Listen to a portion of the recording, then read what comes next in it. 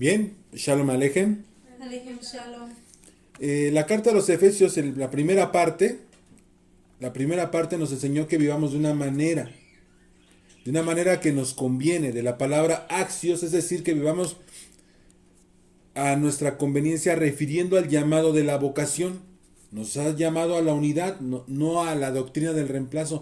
Esa doctrina del reemplazo es que Dios aborrece a su pueblo y va a recibir a puros pecadores. Pero si se olvidan de que habla de recoger y los llama arrepentimiento, no los llama a que pueden seguir pecando y que no hay ningún problema. Entonces, nos llama a la unidad, no a una doctrina de reemplazo, no que los judíos ya no y que ahora ya no son Israel, que ahora son la iglesia. Esa es una doctrina muy falsa. Entonces, es un solo pueblo, no hay judío, ni griego, ni gentil. Hay un solo pueblo, un pueblo esparcido. ¿Por qué no hay judío, ni griego, ni gentil? Cuando nos dice que no hay judío, nos está refiriendo a la doctrina, ¿cómo se llama? A la religión judía. No a los mandamientos de Dios. Está hablando, no hay judío, o sea, de que, si no eres judío y no tienes descendencia, los judíos son de Judá. Entonces, está hablando que no hay judío, sino es un solo pueblo que es Israel. La promesa fue dada a Abraham. Abraham, Isaac y Jacob es Israel.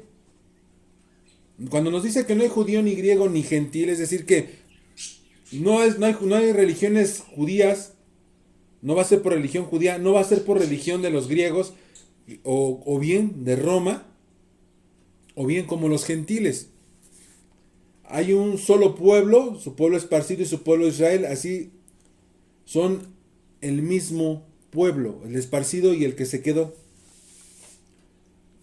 Por eso es que, de eso de que subió, como nos enseñó el capítulo 4 de la primera parte, y llevó cautiva la cautividad, es decir, que se presentó ante el Padre cubriendo las faltas que tenía cautivo al pueblo por medio de su muerte, siendo él una ofrenda, un presente, un sacrificio ante su Padre para recuperar a los expatriados, para recuperar a los rebeldes, a la rebelde Israel. Así lo puedes encontrar en los profetas, la rebelde Israel. Pero para esto tuvo que descender para poder subir.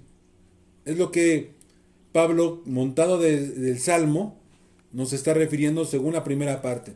Todos los ministerios son con un propósito. Apóstol, profeta, evangelista, pastor y maestro.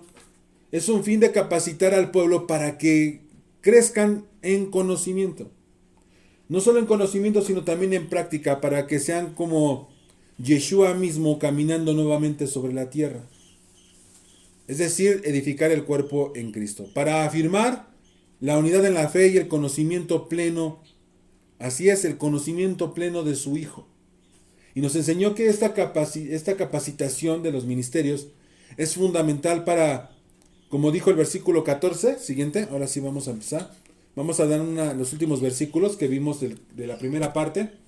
Entonces nos está diciendo que es algo fundamental y nos está diciendo para que ya no seamos niños sacudidos por las olas, llevados de aquí para allá, por todo viento de doctrina, por la astucia de hombres, por las artimañas engañosas del error.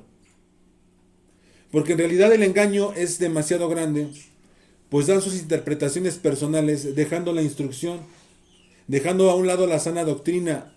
Hoy en día aborrecen la verdad, aborrecen los mandamientos, aborrecen la instrucción de parte de Dios. Por eso nos dice en el versículo 15,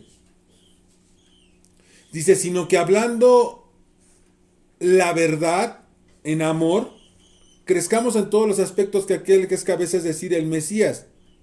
Si recordamos que la palabra verdad nos está refiriendo literalmente a la instrucción, a la dirección de parte de Dios, es decir, a la Torá. Siguiente.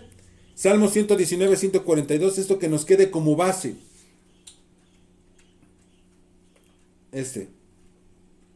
Tu justicia es justicia eterna y tu ley es la verdad. Cuando la escritura o Pablo usan la palabra verdad, está refiriéndose a la ley.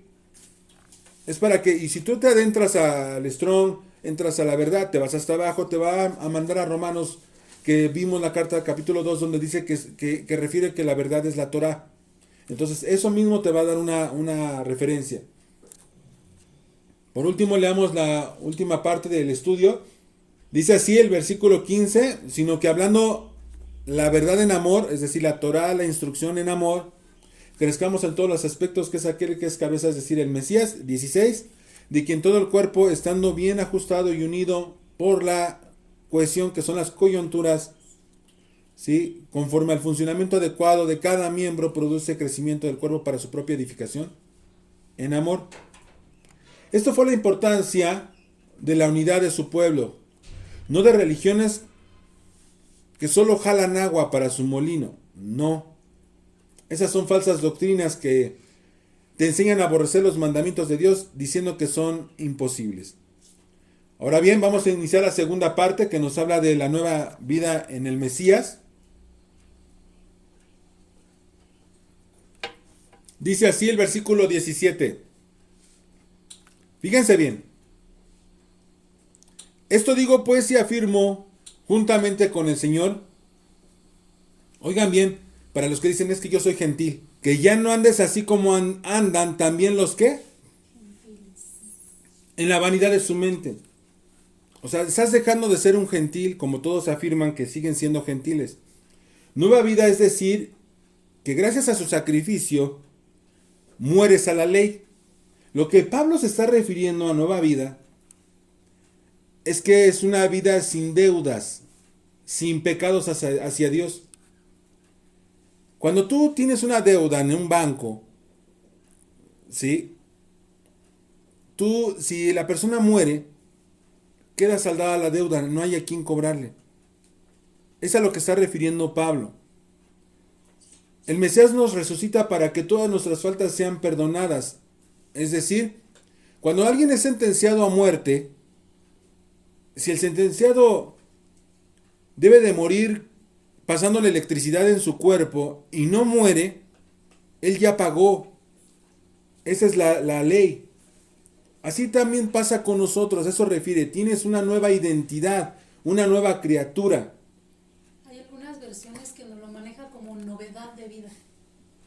Andar como en novedad de vida, algo nuevo, algo renovado, algo que vuelve a comenzar. Y te está integrando al pueblo.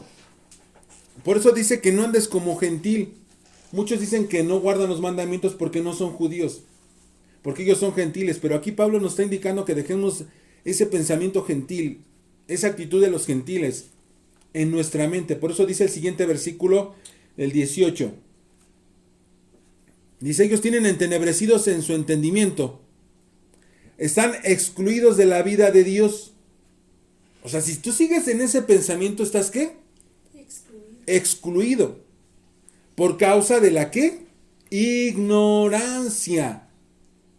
O sea, si podemos trazar este texto tan simple, nos está hablando que no tengamos el pensamiento de los gentiles que están en su vanidad. Entonces, si nosotros tenemos ese entendimiento entenebrecido, estamos excluidos de la vida de Dios por causa de la ignorancia que hay en ellos. ¿Por qué? Por la dureza de corazón.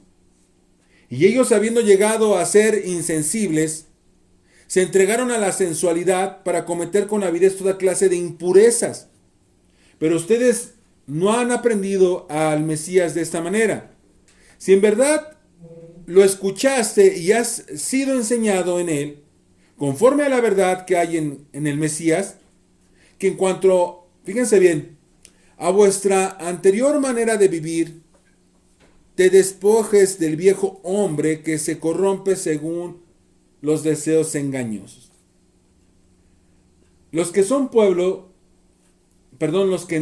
pueblo, siguen entenebrecidos. No pueden entender, son excluidos, ignorantes, por la dureza de su corazón, es decir, no quieren ser obedientes a los mandamientos. Esa es la dureza. Así como cuando te decía la dureza de la dura cerviz, no quieres servir al Señor. Tu pensamiento, corazón es pensamiento. No quieren servir al Señor. Entonces, ¿qué significa? Conforme a la verdad que hay en Jesús, que en cuanto a vuestra anterior manera de vivir, recordemos que la verdad que hay en Yeshua es que Él vino a pagar por las infracciones. Esa es la verdad. Y debes de despojarte de esas costumbres que te hacían pecar. Porque tus deseos te engañaron y tus deseos no se sujetan a la ley de Dios. Es decir, los deseos están en la mente. Desde ahí nacen. Por eso voy a citar Romanos, otra carta del apóstol Pablo, capítulo 8, versículo 7. Dice, por cuanto la intención de la carne es enemistad contra Dios, porque no se sujetan a la ley de Dios, ni tampoco puede. ¿Y qué es? Ahí está, estoy haciendo un trazo que nos está dando la traducción correcta de intención. La palabra intención es del Strong 5427, que nos está diciendo el pensamiento, la que está en la mente, esa intención, ese deseo de tu corazón, no se puede sujetar a la ley de Dios. Por eso no puedes, si tú sigues caminando en la carne. Por eso nos dice el siguiente, la importancia de renovar nuestra mente, la importancia. Dice el versículo 23, y que sean renovados en el espíritu de su mente. Si tú no renuevas el espíritu de tu mente y sigues con tus tradiciones paganas y sigues con el viejo hombre, no te has renovado, no has nacido de nuevo. No hay el ruaj de parte del Mesías en tu corazón. Por lo tanto, no puedes obedecer los mandamientos, porque Jeremías 31 y todos los profetas, Ezequiel, también nos están mencionando de una renovación para poder guardar la Torah, la instrucción de parte de Dios. Y aquí nos dice, y os vistáis del nuevo hombre, el cual es la semejanza de Dios. Ha sido creado en la justicia, en la santidad y la verdad. Esos tres son muy importantes. ¿Por qué? Porque esos tres nos van a decir qué es lo que debemos hacer. La justicia tiene un significado, la santidad tiene un significado y la verdad tiene otro significado que ya hemos aprendido. Entonces, ¿qué es justicia? Es decir, de justo. Del griego, para un justo, fíjense bien, siguiente. Dikaio. Dikaio es justo, justo, correcto, por implicación inocente. Y nos dice ahí, espero se alcance a ver, nos dice ahí, literalmente está subrayado de rojo, dice, es el observador de las leyes humanas. No solo basta con obedecer la ley de Dios, como dice en el número 1, más abajo, hasta abajo, dice, en un sentido amplio, recto, justo, virtuoso, guardador de los mandamientos de Dios. Un justo es el que guarda la ley de Dios. Un justo es el que guarda los mandamientos de Dios. Nosotros debemos ser justos. Entonces, pero no solamente justos obedientes a Dios, sino también observadores de las leyes humanas. En este caso, referente a las leyes de parte de la humanidad, como cuando le fueron a pedir su impuesto por estar ahí predicando. Cuando van y le piden su impuesto, manda a Pedro y saca de un pez el pago de los dos.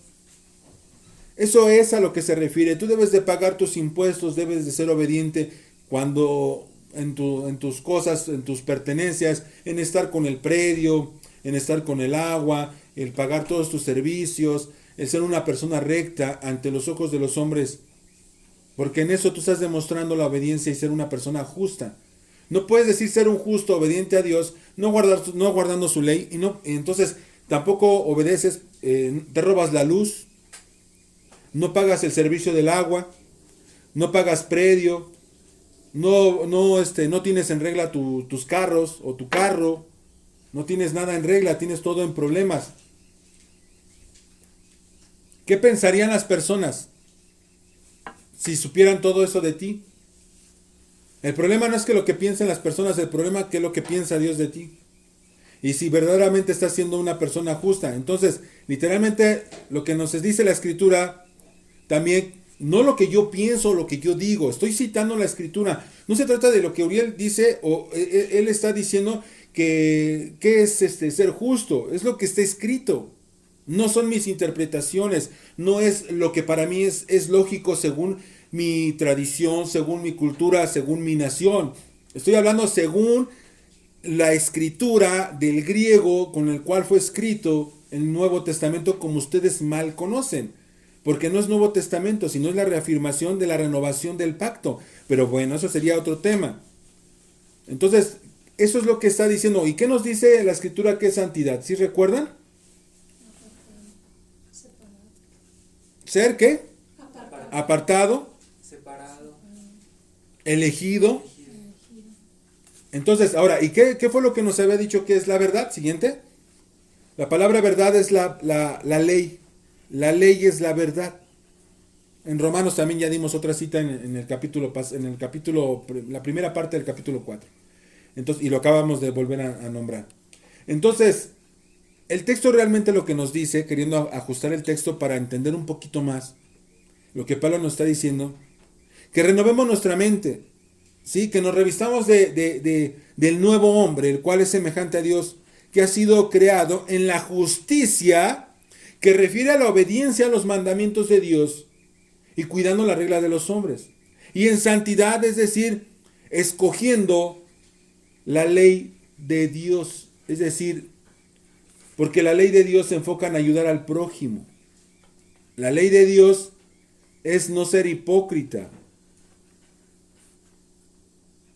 Dice ser y te justificas diciendo que eres pecador. Entonces, ¿cómo puede ser eso? Que Dios ama al pecador. Eso es un engaño. Él aborrece todo el que hace iniquidad.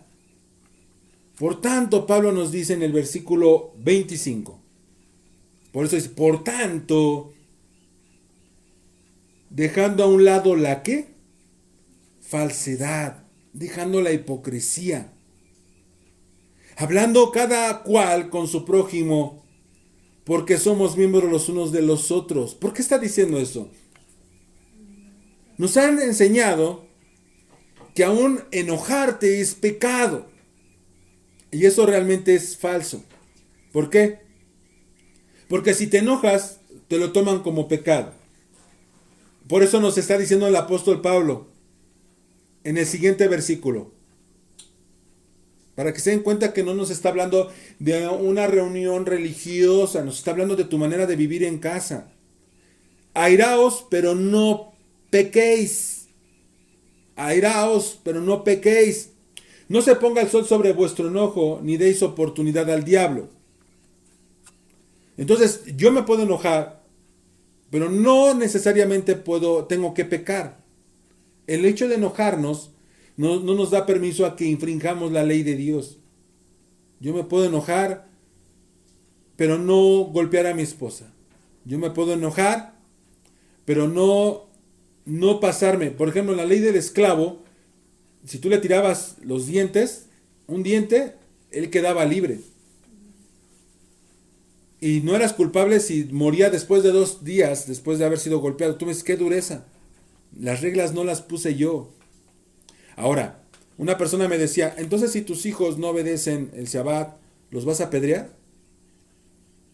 ¿Piensan que uno tiene que agarrar la ley por su propia mano, cobrarlo?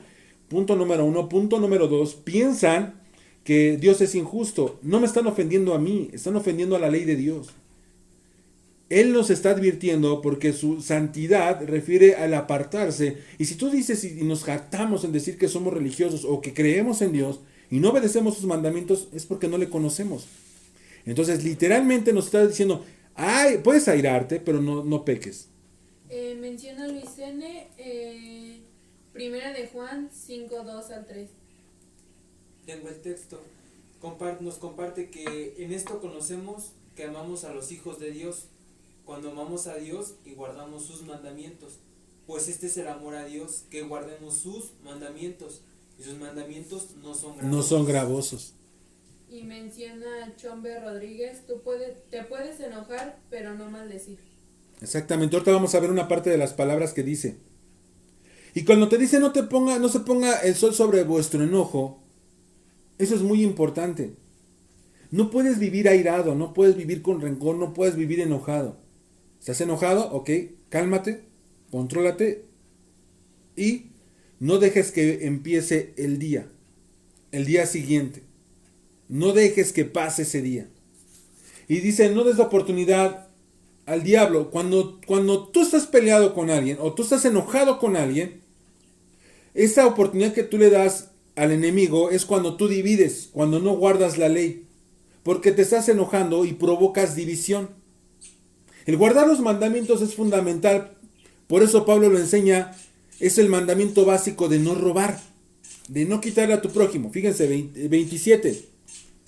Dice, aquel que roba, no robe más, sino más bien trabaje haciendo con sus manos lo que es bueno, a fin de que tenga que compartir con el que tiene necesidad. Dejando a un lado tu yo, debes trabajar para compartir. No es para hacernos egoístas, es para compartir con el prójimo. ¿Y para quién es el primer prójimo? Tu familia. Algunos trabajan toda su vida según por sus hijos. Llegan a viejos y quieren heredar a sus nietos.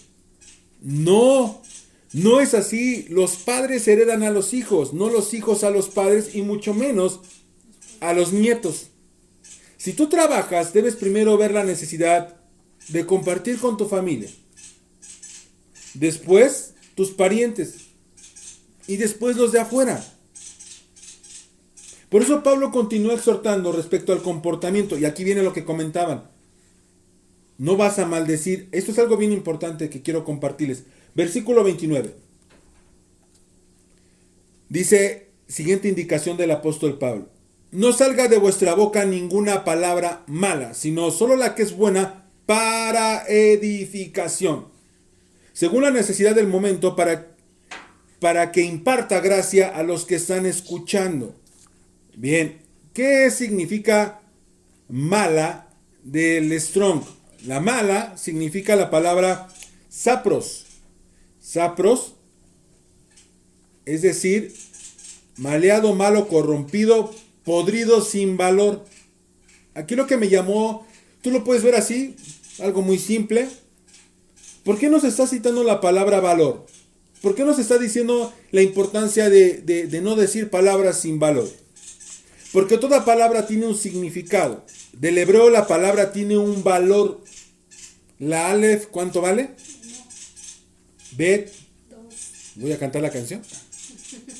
Entonces, y si una palabra tiene el mismo valor que otra, tiene el mismo sentido, tiene el mismo significado, tiene el mismo peso, tiene el mismo valor.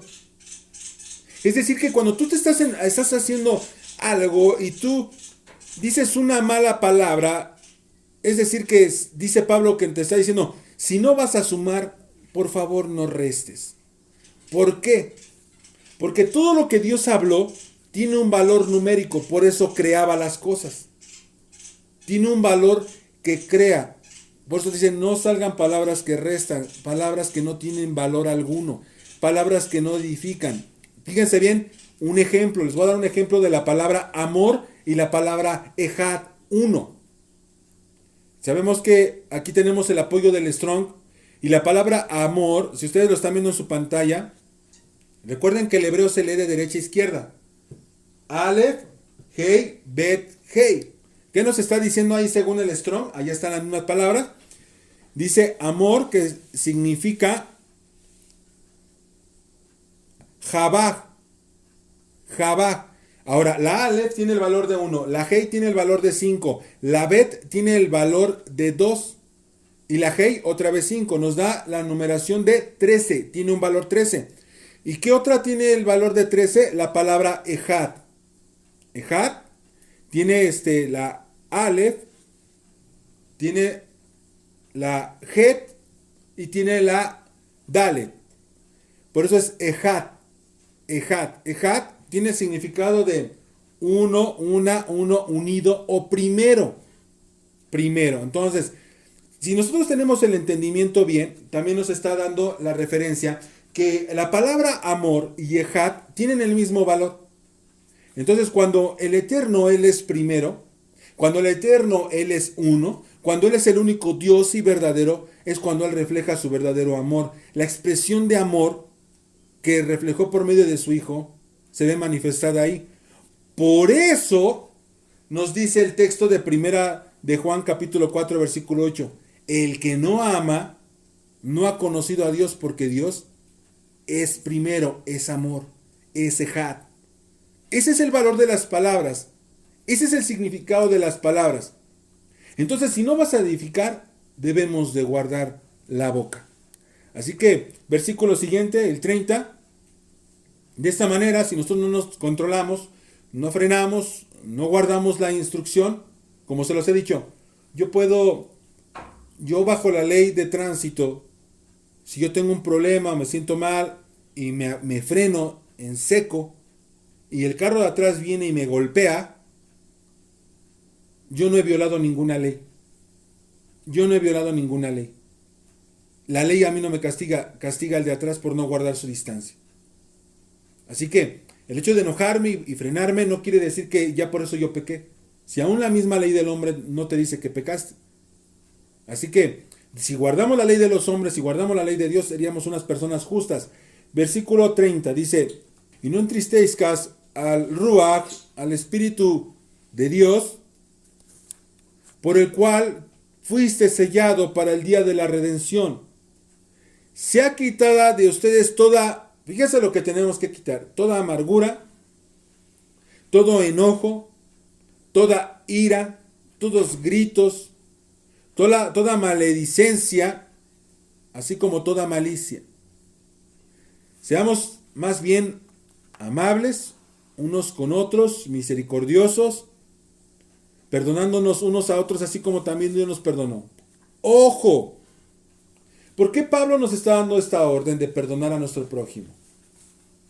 Así como Dios nos perdonó. Porque la ley se divide en dos. Ama a Dios y ama al prójimo. Entonces, si le faltas a Dios, ¿quién te debe de perdonar? Dios. Pero si le faltas a tu prójimo, ¿quién te debe de perdonar? Si te das cuenta, muchos corren ay Señor, perdóname, es que le hice y le deshice. ¿Se acuerdan del estudio del Sabbat? O sea, no nada más es confesarnos los pecados unos a otros, sino que tenemos que pagar el agravio con un 20% más y además una ofrenda a Dios. Entonces, debe de perdonarte tu prójimo, porque Dios no puede perdonar las faltas a tu prójimo, porque sería una parte injusta de su parte. Eso no lo puede hacer, porque nos dice la Escritura en Marcos 11:26. Porque si ustedes no perdonan, tampoco su Padre que está en los cielos los perdonará sus ofensas. ¿Se dan cuenta? Pero fíjense en Mateo 5, versículo 23. Por tanto, si estás presentando tu ofrenda en el altar y ahí te acuerdas que tu hermano tiene algo contra ti, deja tu ofrenda ahí delante del altar y ve, reconcíliate. Te está mandando, Yeshua te está mandando primero a que no puedes presentarte ante Dios. Decir amar a Dios y aborrecer a tu hermano. A Dios que no lo ves, dices amarlo, y a tu hermano que lo ves, lo aborreces. Entonces, debes reconciliarte primero con tu hermano y entonces ven y presenta tu ofrenda. No puedes ir ante Dios primero. Si tú tienes una rencilla, un problema y no lo has solucionado, automáticamente te estás cerrando la puerta para con Dios. Porque no puedes obedecer los mandamientos si tú tienes problemas con tu hermano. Dios no puede perdonarte y mucho menos recibirte si no te reconcilias primero. Si no perdonas, si no permaneces unido. Porque toda la carta de Efesios nos está enseñando la unión, el cuidado, el respeto, el amor verdadero. Que eso es lo que refleja a Dios mismo en tu vida, para con el prójimo. No en egoísmo para contigo, sino para dar. Dejemos las niñerías y dediquemos el tiempo verdadero en la verdad, en guardar esos mandamientos que nos hacen crecer porque ayudamos al prójimo. Y hasta aquí llega el capítulo 4. Menciona Luis N. Solo van a ser sellados aquellos que guardan sus mandamientos. Isaías 8:16. La importancia de guardar su instrucción. ¿Cómo puedes decir amar a tu hermano si no guardas ningún mandamiento? Cuando los mandamientos no matará. Bueno, primero pone del lado del padre está el quinto mandamiento que nos está refiriendo a honra a tu padre y a tu madre. Pero en los demás es no matarás, no robarás, no adulterarás, ¿sí? No mentirás y no codiciarás. Todo eso va de referente a con tu prójimo, no va con nadie más. Ata el testimonio, sella la ley entre mis discípulos. Atar el testimonio, la palabra testimonio, si no me equivoco es el 31:18 de Éxodo. Testimonio refiere a las tablas de la ley. Entonces, si nosotros no guardamos las tablas de la ley, estamos totalmente excluidos. Eso es el sello en nosotros, el guardar los mandamientos. Pablo no deja de remarcarnos en este capítulo la unidad. Y si nosotros decimos, separamos los mandamientos y no guardamos para con el prójimo y solo guardamos para con Dios, no estamos completos. Requerimos las 10 palabras, porque así dice, son las 10 palabras que el Eterno nos dio como base. Como base de ahí se deslindan los demás, porque no solamente son esos, sino las intenciones de las ofrendas, como ahorita estamos caminando en los mandamientos. Entonces cada Shabbat estamos viendo mandamientos para comprobar qué es lo que el Eterno quería y mostrar lo que el Eterno nos mostraba por medio de ese amor tan grande que son sus mandamientos. Bien, pues hasta aquí el capítulo 4 de Efesios, y el próximo martes continuaremos con la carta a los Efesios. Que el Señor sea con cada uno de ustedes. Amén.